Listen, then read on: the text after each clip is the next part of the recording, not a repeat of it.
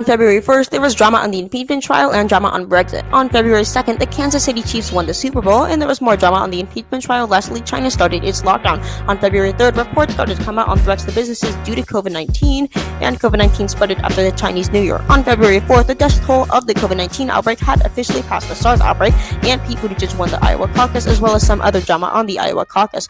On February 5th, Trump was acquitted to articles of impeachment, and COVID added pressure to the oil industry, as well as Tesla stock was up 36% in 3 days. On February 6th, some Republicans said that they voted nay on kicking Trump out of office due to fear of their own safety, although they did do this privately, and Joe Biden lost the Iowa caucus by a million years, as well as we were losing track of the COVID-19 outbreak. On February 7th, Democrats left the Iowa caucus behind for the New Hampshire primary.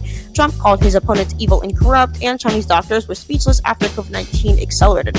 February 8th, we had Trump fired some impeachment witnesses, and Pete Buttigieg was recognized for being a role model. On February 9th, we did the money go today topic. Trump wanted to conquer the suburbs in order to expand his electoral map, and China exploded with COVID as she did nothing about it.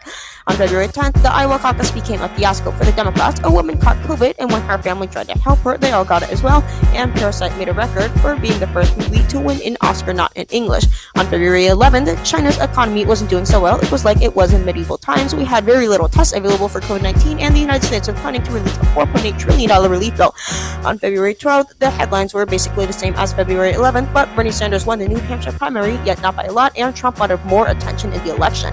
On February 13th, there was another shortage of test kits. We avoided talking about politics, and COVID was leveling off at the time, as well as we were counting deaths from air pollution.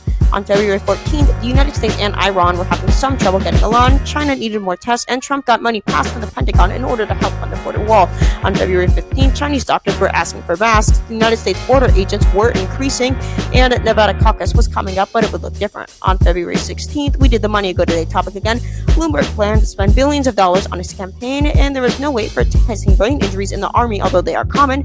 Lastly, there was a massacre in Mali, and we must tame COVID-19. On February 17th, Nevada disliked Bernie Sanders' slogan for all. Trump was avoiding COVID-19, and United States passengers were evacuating the cruise ship in Japan as coronavirus was going crazy there.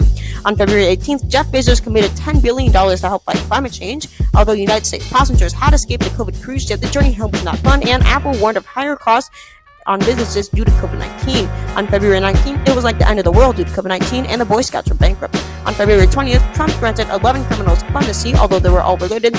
Trump made Richard Grenell head of intelligence, the Diamond cruise ship, or the COVID cruise ship on how I like to call it, released hundreds of passengers. On February 21st, locusts swarmed farms and destroyed them in Kenya. Russians were trying to hack the election, and Bloomberg was ready for the next debate. On February 22nd, Russians tried to hack the election, part 2. Coronavirus fear rose after 4 deaths occurred in Iran, and there was a coronavirus village in the Ukraine.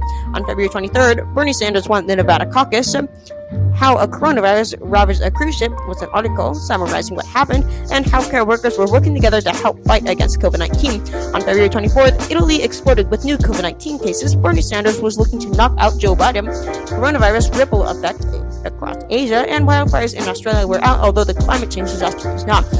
On February 25th, Harvey Weinstein was found guilty for the crimes he committed. The United States economy took a dip as the coronavirus outbreaks got more serious, and the World Health Organization said that we are not ready for COVID. On February 26th, the CDC officials warned of a large outbreak in the United States. Coronavirus shakes China and many people mentally. Bernie Sanders absorbs attacks in the debate, and Hindu vs. Muslims street on New Delhi broke into a fight, and Trump sees a commitment to religious freedom as riots break out in New Delhi. On February 27th, Trump names Mike Pence to lead the coronavirus fight. Trump had a problem as COVID spreads throughout the United States. Israel had a third election, and Siberian children were freezing to death as bombs rained down and nobody cared.